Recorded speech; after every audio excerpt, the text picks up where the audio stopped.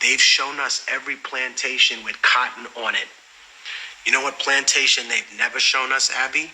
The most prominent ones, the ones that were most profitable, the breeding plantations. Why don't you want to show us those? You know why?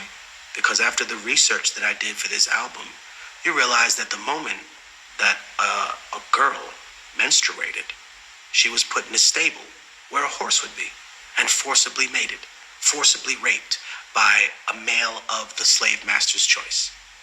And when she had children, they weren't called children, they were called a litter of pups. The punishment for raping or killing a person in medieval Spain is gelding. Gelding is when you take hot pincers and you take a man's balls and dick off root and stem.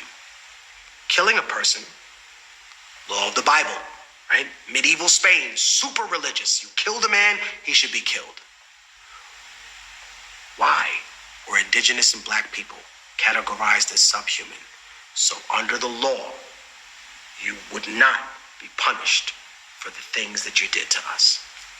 That's why. You used to be proud, right?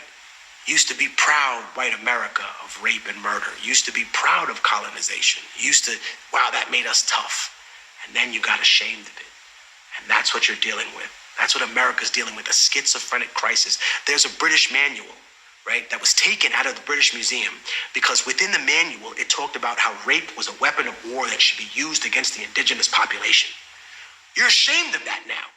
You're ashamed, right? Who was Christopher Columbus? His image has been so whitewashed, but he was trafficking little girls on an island. Who does that sound like, huh? All you right-wing defenders of Christopher Columbus and his legacy, he was trafficking 9-year-old indigenous girls on an island. Who does that remind you of, you intellectual coward? Just because liberals are dog shit doesn't mean that you shake hands with the devil.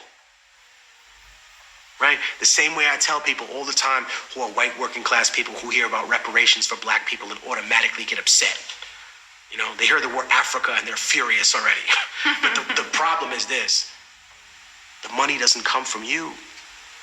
No, it comes from the financial institutions that banked and built their stock exchange on labor, on the payback that they got from slavery. Because reparations is not actually what African people are asking for in this country. African American people are asking for the other half of reparations. You see, America already paid reparations at the end of the Civil War to slave owners. They gave them money per black person that they let free. And they refused to honor the people that were actually victimized. So until you do that, you will always be cursed, America. And you can call me a communist, a socialist, but you know what? It doesn't matter what you call me. You know that I'm right.